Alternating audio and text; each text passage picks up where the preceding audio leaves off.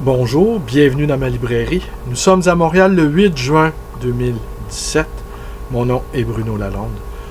Aujourd'hui, je vous lis un court passage tiré de ceci, Nos vies romancées d'Arnaud Catherine, publié aux éditions Stock en 2011. Alors, c'est un livre, qu'est-ce que c'est au juste? C'est un livre sur les livres aimés, sur les livres qui comptent vraiment, qui façonne l'esprit d'un lecteur, d'un écrivain. Parce que Arnaud Catherine est un écrivain. Et moi, personnellement, je raffole des récits d'auteurs, des récits de lecteurs. Au fond, la lecture, les histoires de lecture, c'est l'histoire de la méta-littérature. Et j'en suis venu à penser que les histoires, au fond, n'ont plus d'importance. Ce qui nous intéresse, c'est les histoires de lecteurs. Alors, quelques chapitres. Il est question de Françoise Sagan, il est question de Roland Barthes, il est question de Fritz Zorn, il est question de Carson McCullers, et il est question également de Jean Rice et de Sarah Kane. Bon.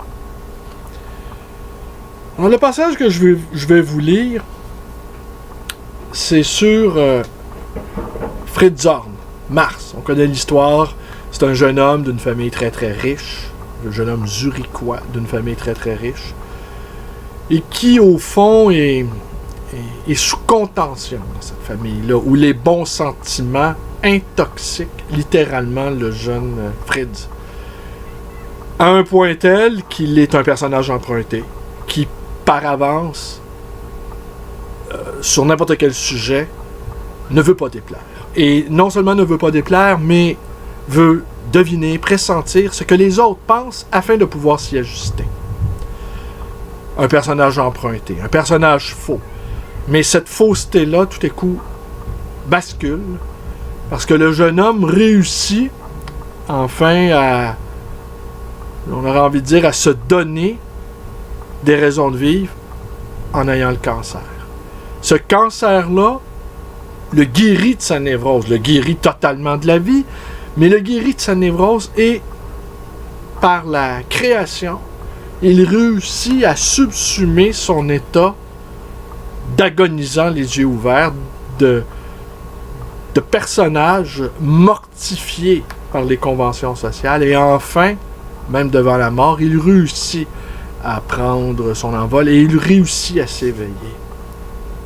Je vais revenir sur la première chose que je vous ai dit. Ce livre-là est magnifique parce que, bon, ce sont des portraits d'écrivains. Comment ça agit? Parce que Catherine ne se dégage pas de lui-même. Catherine est impliquée dans son propre processus de lecture, qui est devenu un processus d'écriture. Bonjour, bonjour. Je cherche un livre. Que cherchez-vous? Je vais juste vous montrer. C'est de Danielle Steel. J'ai aucun livre de Danielle Steel, madame. Oh. Non. Ok, merci. Merci, merci.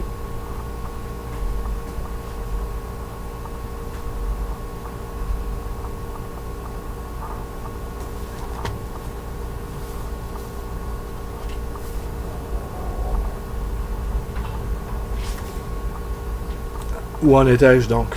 Alors, oui. Alors,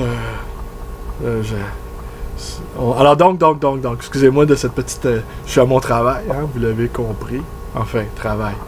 Je suis dans ma passion, parce que je ne travaille pas vraiment. C'est ce que j'expliquais ce matin à un jeune homme, je lui confiais qu'à l'âge de 37 ans, il y a déjà un bon moment déjà, j'ai réalisé que je ne prendrais jamais ma retraite.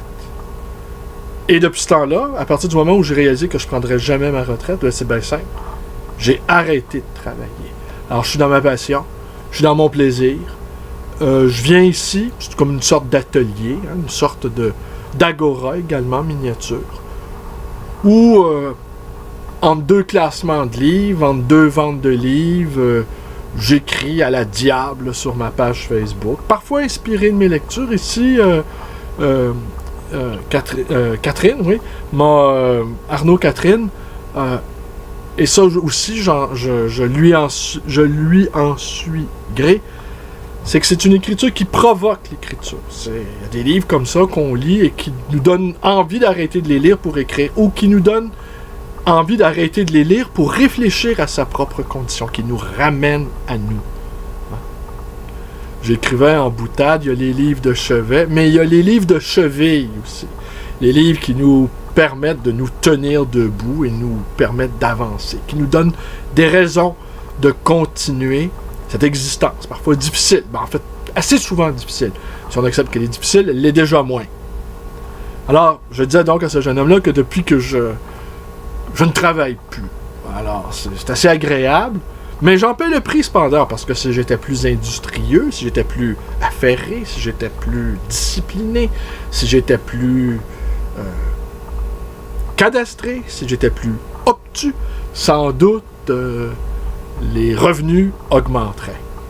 Mais on ne se refait pas, je suis fait, je ne suis pas un homme de puissance, je suis plutôt un homme de connaissance, qui apprécie la vie contemplative, qui apprécie de voir la vie s'écouler lentement.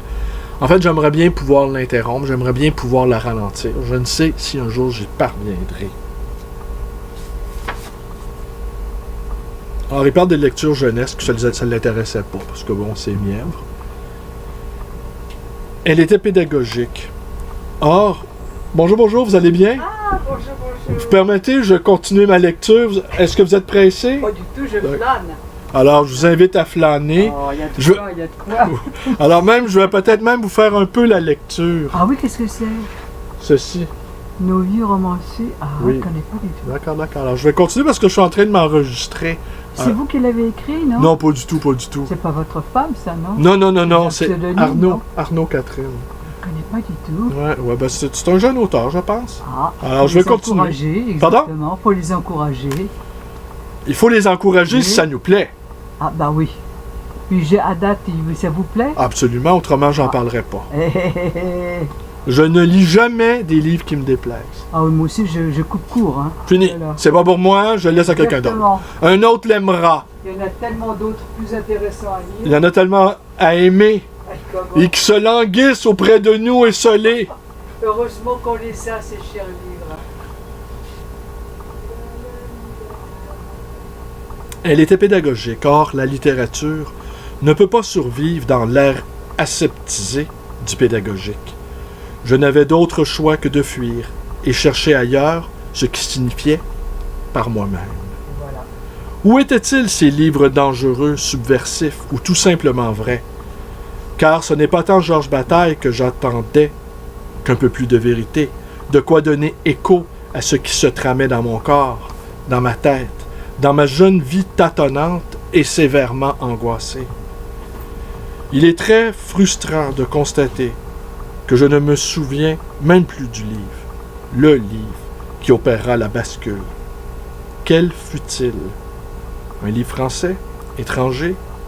Contemporain très certainement. Mon goût m'a tout de suite porté vers le contemporain. J'ai oublié.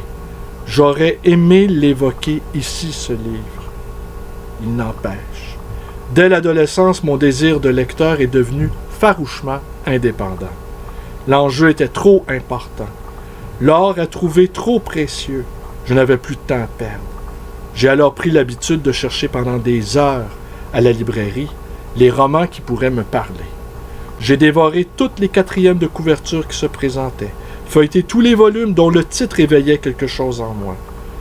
Ainsi ai-je découvert à l'âge de 15 ans le bruit et la fureur de Faulkner, les histoires extraordinaires de Poe, l'apprentissage de la ville de Luc Dietrich, l'étranger de Camus, les nouvelles d'Annie Saumon, tout azimut. Des livres dont certains me résistaient en partie, mais si délicieusement, car je les avais choisis. Je n'ai fait par la suite que raffermir mon obstination. Une fois le cahier des charges littéraires derrière moi, y compris universitaire, lequel était tout de même infiniment plus exaltant qu'au lycée, j'ai souvent refusé qu'on m'impose quoi que ce soit. Et si je me suis aujourd'hui laissé quelque peu apprivoiser, mon réflexe premier reste tout de même de rôder dans les librairies sans daigner interroger quiconque. Absolument. On est attiré par un livre tout d'un coup, même par une phrase simplement ou un titre. Des années comme ça, à n'écouter que moi, capricieux et subjectif, rétif à l'idée d'entrer dans un livre enjoint par le désir de quelqu'un d'autre, interloqué de surcroît à l'idée qu'un autre que moi ait seulement idée de ce que recouvrait mon désir de lecteur. C'est pas bien ça? Comment vous êtes tombé dessus, là, par hasard? Bon, je suis obligé de le dire, hein, puisque vous me posez la question. Je l'ai acheté dans une vente d'élagage. Oui. Bon, la grande bibliothèque organise une fois par année une vente où ils font de l'espace Oui, ils se pour les débarrassent. livres. Ben, j'ose pas dire qu'ils se débarrassent. Et d'ailleurs, je me suis interrogé pourquoi celui-ci a-t-il été l'objet d'un élagage. J'ai pas osé le mentionner dans ma vidéo que ce livre-là avait été élagué pour pas faire du chagrin à l'auteur. Bon. Sans doute des raisons administratives, hein, et des raisons sans doute aussi d'inconnaissance. Et puis, la littérature, vous le savez sans doute, est un genre qui est fort peu prisé.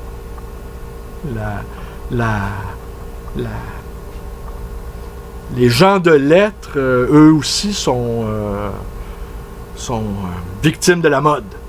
Ah, tout à fait. Alors, les auteurs confidentiels, les auteurs un peu de la marge, on peut avoir une certaine difficulté à trouver Beaucoup de difficultés, le lectorat. ouais. Alors, je l'avais déjà vu ailleurs dans une autre librairie. Et cette journée-là, je ne pouvais pas m'emporter acquéreur parce que j'avais à vaquer à d'autres activités. Mais je l'avais regretté, j'y avais repensé après parce que c'est un livre sur les livres qu'il a compté pour lui. Et là, quand je l'ai vu la semaine dernière à cette vente-là, eh bien, je m'en suis porté acquéreur. Il a été récupéré. Vous lui avez donné une seconde vie. Je trouve que c'est formidable. Je dirais même... Il faut donner la chance à certains livres, justement, de continuer leur vie, hein, qui pourraient être brutalement interrompus sans raison véritable. Je dirais que je lui ai donné deux autres vies.